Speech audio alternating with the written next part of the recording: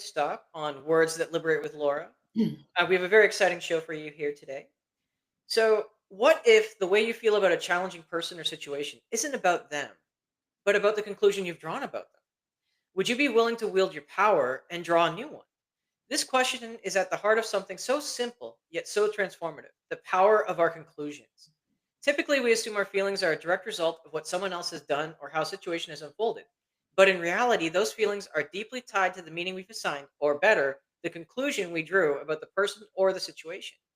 Today, learn how the simple act of drawing a new conclusion can instantly improve how you feel, how you act, and how you connect with others. And Laura, please take it away.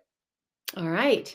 So, first of all, my question for you, Chris, is as always, is do you relate with this? Do you resonate at all with having some conclusions that you're aware I have, and that conclusion I know does not serve me, support me, or benefit my peace of mind, my well-being, or the experience that I have in this situation or with that person?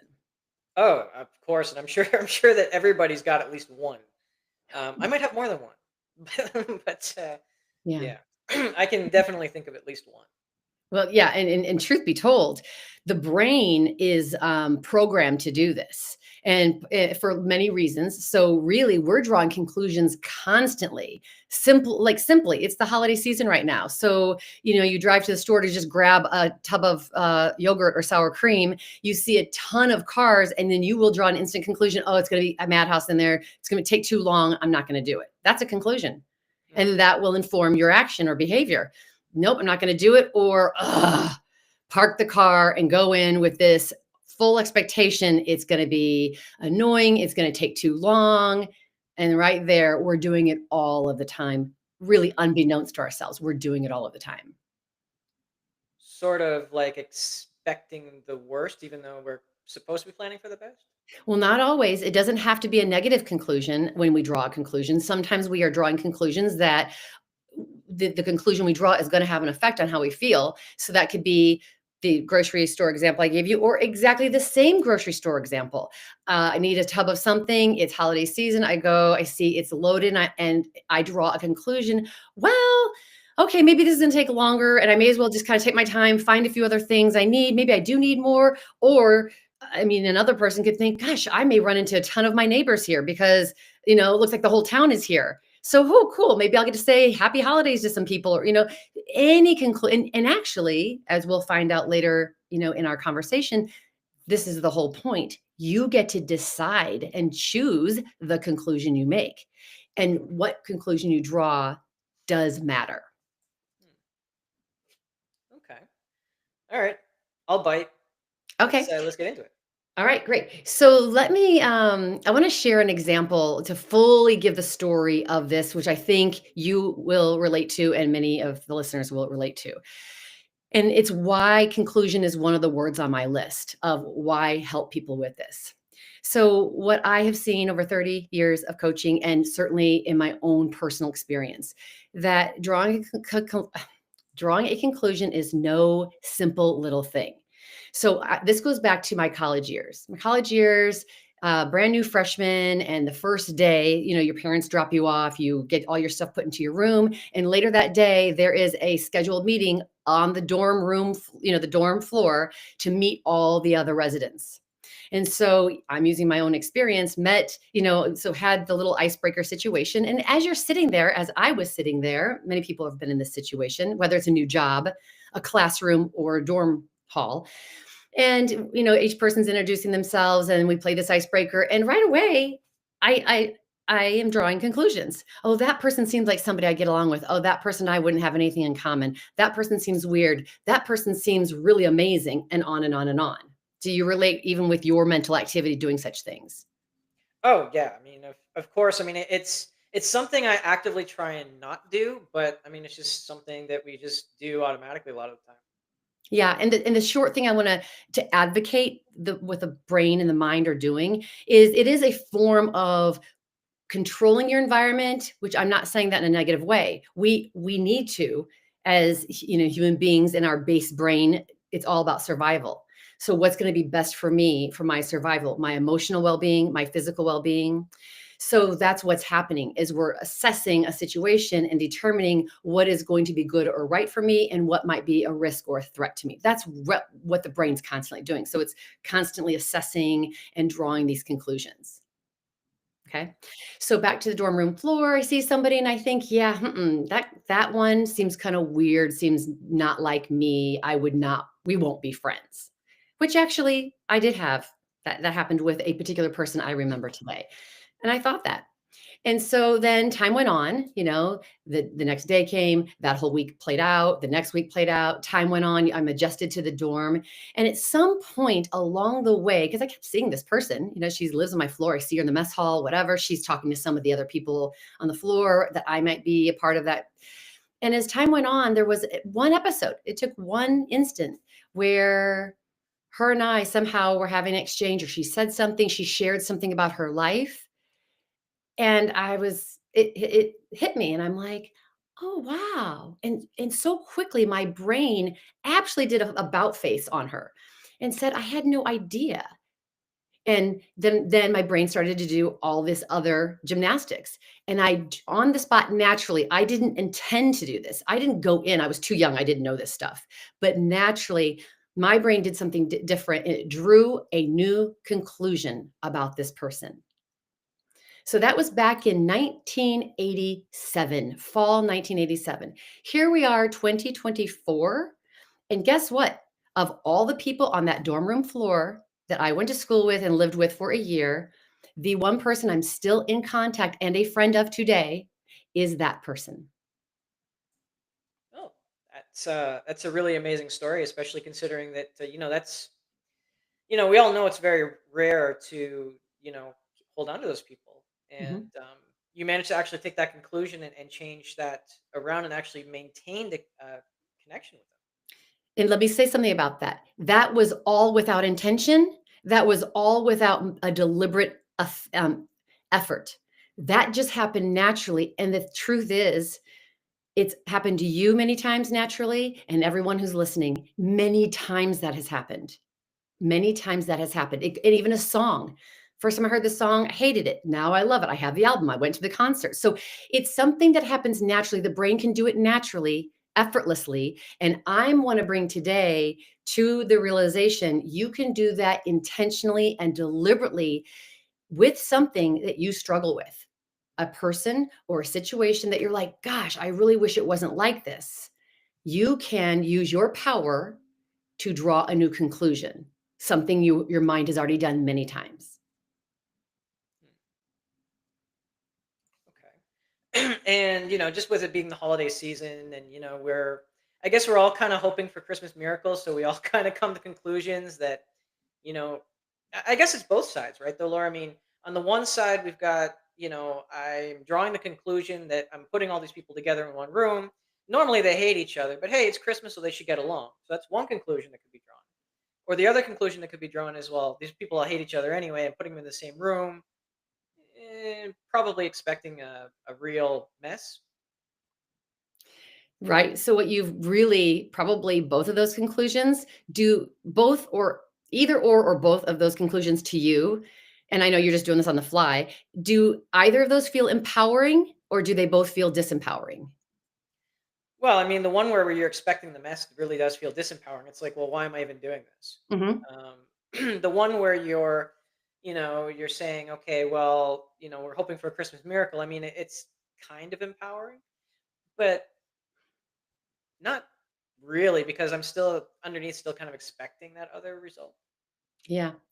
I mean, that it sounds familiar. That second one I've done myself.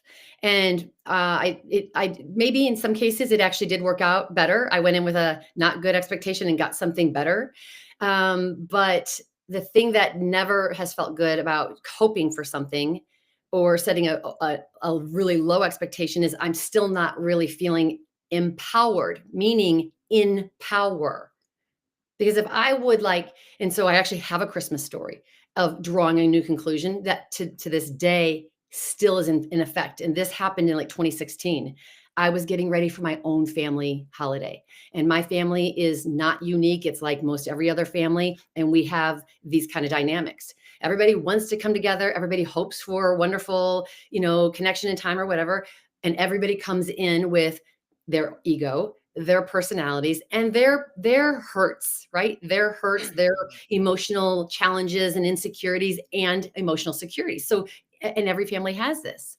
And so as I was getting ready for a Christmas many years ago, I was feeling like, gosh, struggling like to get enthusiastic about it or feel excited about it because I thought I was expecting kind of what it always feels like for me personally. And for me personally, I've struggled with it never really feels really connected. It never really feels very deep and very, I'll say, genuine. That was my private personal story based on previous conclusions I had made, no doubt. And in that moment, now I'm going to throw in another word that we have talked about before. I decided I'm not going to do that this Christmas. I don't want to live that out again. So that one, there's the power of deciding. And then what happened after that was I'm going to draw a new conclusion. And the old conclusion I was running on was they don't really care. Nobody really cares to really get to know you, what's going on for you, and really take the time. That was the conclusion. And so that always felt very unfulfilling to me. But then I said, let's change that conclusion, Laura. And I said, what if actually everybody wants the same thing you do? Genuine, authentic connection, really feeling embraced and seen. And the way they do it is just the way they do it. You do it your way. So you are familiar with what that would sound like and look like. And they're very likely wanting that, but they're doing it their way. So this is how fast it took. So I thought that and I said, okay, so then really, and I imagined different people and then me talking to them, like the uncle and the aunt and the cousin. And I said, and just believe, Laura, that in their mind, they are thinking, I really want to know how she's doing. And so then I shortened that and said, they really are showing me love. So I shortened it to that. So I drew the conclusion right there. And then this all took about 3 minutes. And I said, okay, so they actually all are there with love in their heart. And however they're doing what they're doing, there is love backing that. Finished curling my hair and doing my makeup, got dressed, got to the party an hour and a half later. And that was one of the better experiences I had at a Christmas event with family. And to this day, that is the conclusion I have. It is set. And once you make a conclusion, it stays until you change it. So that's the thing. It won't go back. It changes, it stays. And so that has been the resident conclusion about family gatherings. They really love you and they're going to show it their way, which is a way more empowered conclusion and experience for me and a position for me than thinking they're not interested based on the conclusion I'd had before. That is a very powerful, can I say conclusion Yes, that you came to? Yeah. that's the point. Because so often, I mean, even just even if we just go into the five love languages, right? I mean, there's physical versus what was it, words of affirmation, getting or receiving gifts, and then there was quality time, and then, oh man, I think I missed the fifth one. I think touch is one Acts of of them. service, acts of Yeah, an service. acts of service, yes, mhm. Yeah, so I mean, it's totally possible that you go into that situation and you see somebody who's, just drawing on my own experience, somebody who's going around with like a chicken with their head cut off. They're doing everything. Maybe they're cleaning up. Maybe they're making dinner. Always seems like they never have time to talk to anybody. Maybe it seems like they don't want to talk to anybody. They're always short and curt and stuff. But it's because their way of showing love is through acts of service, and they're now maybe they're not doing it in an exactly healthy way because you're supposed to take time and breathe every now and again. But I mean, that's the way that they would show that. So I mean, that just having that sort of realization could really help change those holiday get-togethers too. That is a beautiful example. You just described my mother. My beautiful, wonderful mother who that's exactly what she did, not even just on the holidays, but every day of her life. And I didn't always know that, certainly not before I became a mother. I didn't. I became more understanding of that once I became a mother. And so, yes, my conclusion about my mom's presence or her care or her interest changed, along the way. But that's great because somebody right now can do that what you just said. Consider that what they are doing is their natural way or their best attempt at showing up loving, interested, invested, authentic. Mhm. No, I like that. I like that. I like that a lot. Well, we are coming up to the to the end of the time. These feel way too short. I know that a lot of our listeners agree that they feel too short. But not to worry. We are back every single week. Is there anything that you think that we missed today, Laura, that we want to kind of give before we sign off? I don't think there's anything, but I would really encourage people to practice this with anything and everything. Even if it's like, why don't I work out when I say I'm going to work out? Well, what's the conclusion you've drawn about working out? It's painful. Draw a new conclusion. Well, it can be fun. It is fun, or whatever. It's easy, or whatever. But you can play with it with anything. Hmm. Well, I like that. And once again, this has been a really great episode. Thanks for coming in, Laura. And to all our listeners, again, if you can't find that motivation or inspiration for yourself today, just go out and try and be that inspiration or motivation for someone else. And we'll see you again with Laura again next week. Bye. Okay. Well, that was the live one. Let's leave the studio real quick.